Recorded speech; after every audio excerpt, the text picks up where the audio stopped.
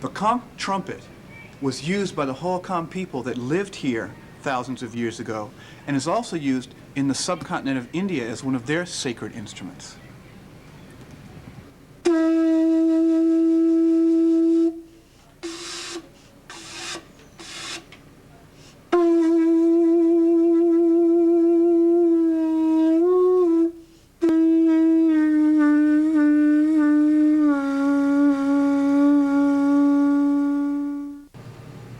Hello there, how you doing? My name is Mr. Wilson.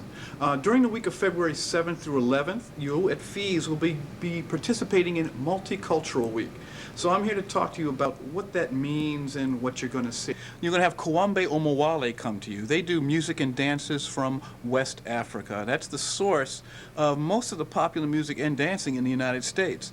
You're going to have two people come that do Caribbean music. One's a Trinidad Calypso band. They tell stories just like rap does now. Calypso does that in the country of Trinidad. You'll also have Walt Richardson, who does reggae.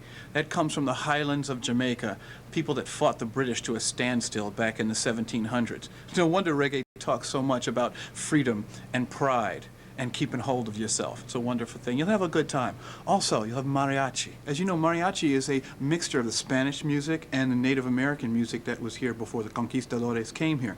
They play European instruments and some modifications of those stringed instruments that were developed here in the United States and in Mexico. You'll have a great time.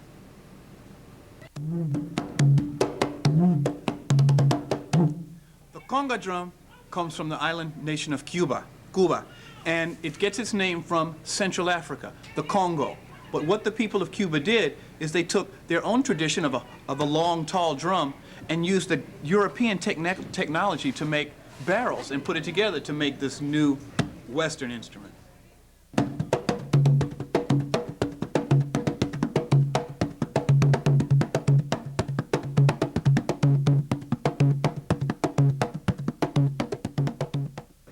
Multiculturalism.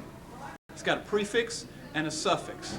Prefix, you know, pre meaning before, suff meaning at the end. Okay, what's the pre? Multi. Multi means more than one. Ism, that means something about. So we got multi-ism. Multi, a whole lot of something about what? In the middle, culture. So what is culture? Culture is the way you think. Culture is what you eat.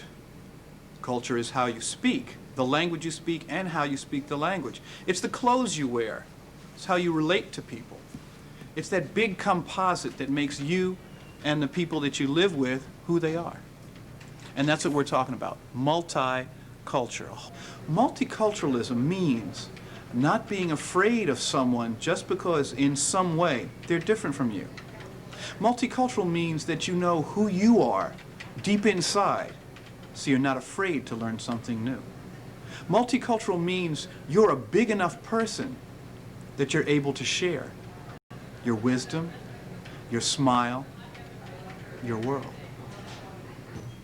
FEES has students with these heritages: Korean, Irani, Yaqui, Romanian, Irish, Puerto Rican, Lebanese, Yoruba, West African, Mexican, Polish, German, English, Spanish, Chinese, Samoan, Central African, Filipino, and more. Everyone in the world is beholden, owes something to the different peoples, different tribes, different nations of the world. Even before you get up and out of the house in the morning, that coffee that you smell came from a plant from East Africa. Now it's grown in South America. That white porcelain on the toilet bowl comes from a science of ceramics developed in China. The oranges in your juice come from there too. How about cornflakes? That's maize developed right here by Native Americans. Bacon, that came from pigs from Europe. And the milk you put on your cornflakes comes from cows developed by Europeans too. Put sugar on your cereal. I know you got the lollipops and you're chewing gum and you're going to get the now and laters and Jolly Ranchers and all that stuff. That's sugar.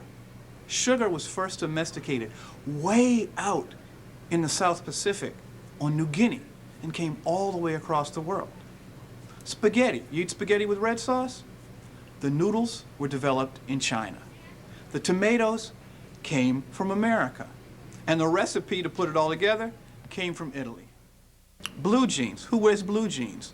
There would never have been blue jeans if not for the West Africans that had their science of cotton growing, cotton weaving, indigo growing, and indigo dyeing developed before they came over here to the United States to make all that come together, to make those pants that you wear so low and baggy every day. We're beholden to the world.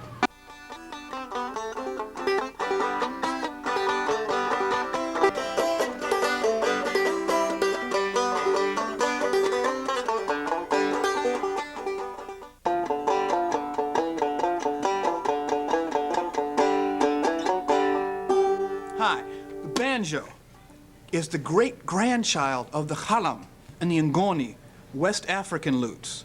Africans came to the United States, they kept their instruments, Europeans did it too, and built it with this kind of a neck. I love playing this thing.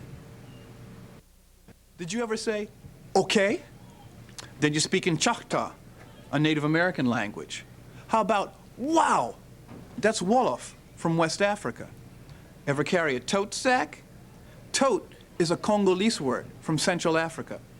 The whole idea from gymnasium and even the word kindergarten is from Germany. And sheriff is Arabic. Remember, everything comes from someone else.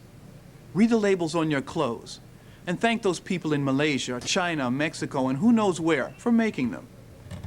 Next time you get a toy at the fast food drive-thru, remember the people that made and painted that toy. Give thanks for the land that you walk on and the people that cultivated it first.